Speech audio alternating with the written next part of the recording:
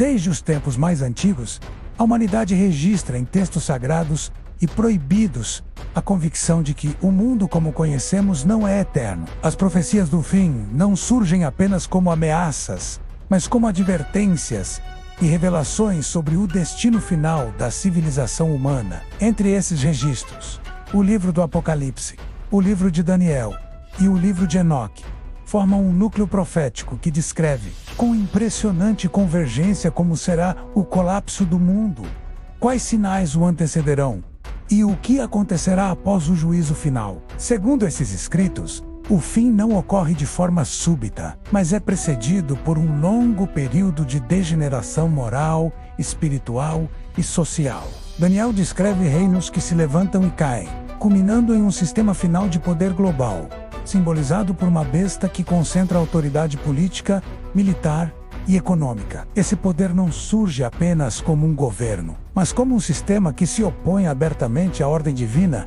perseguindo os justos e corrompendo a verdade. O texto indica que esse domínio mundial será aceito pela maioria da humanidade em troca de segurança, prosperidade e falsa paz, marcando o início da fase final da história humana. O Apocalipse aprofunda essa visão ao revelar que o fim será marcado por sinais progressivos. A abertura dos selos desencadeia guerras em escala global, fome generalizada, colapso econômico e pestes que ceifam milhões de vidas. Não se trata apenas de eventos naturais, mas de consequências espirituais de um mundo que rejeitou a justiça e abraçou a corrupção. À medida que as trombetas soam, a própria criação começa a reagir: mares contaminados, águas amargas, céus escurecidos e alterações cósmicas que afetam o tempo e as estações. A Terra entra em um estado de colapso sistêmico, como se estivesse expulsando a presença humana. Os escritos apócrifos ampliam ainda mais esse cenário. No livro de Enoque, o fim do mundo está diretamente ligado ao retorno da influência dos anjos caídos ou os vigilantes, que no passado ensinaram à humanidade conhecimentos proibidos. Segundo esse texto, nos últimos dias esse conhecimento ressurgiria de forma distorcida, trazendo avanços tecnológicos sem sabedoria, poder sem ética e ciência sem temor.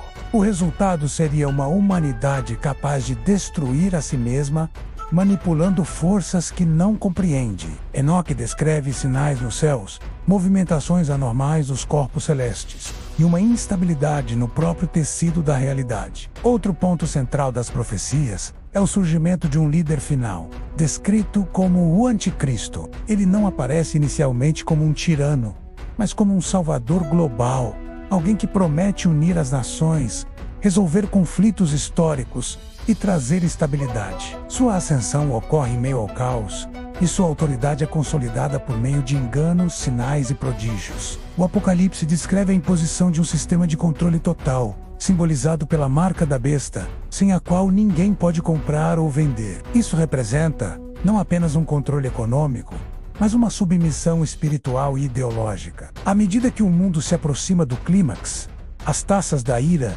são derramadas, marcando o ponto sem retorno. Doenças incuráveis, calor extremo, escuridão sobrenatural e a completa falência dos sistemas humanos levam a humanidade ao desespero. Mesmo assim, os textos afirmam que muitos se recusam a se arrepender, preferindo blasfemar contra Deus a abandonar o sistema que escolheram seguir. Esse detalhe é recorrente nos escritos.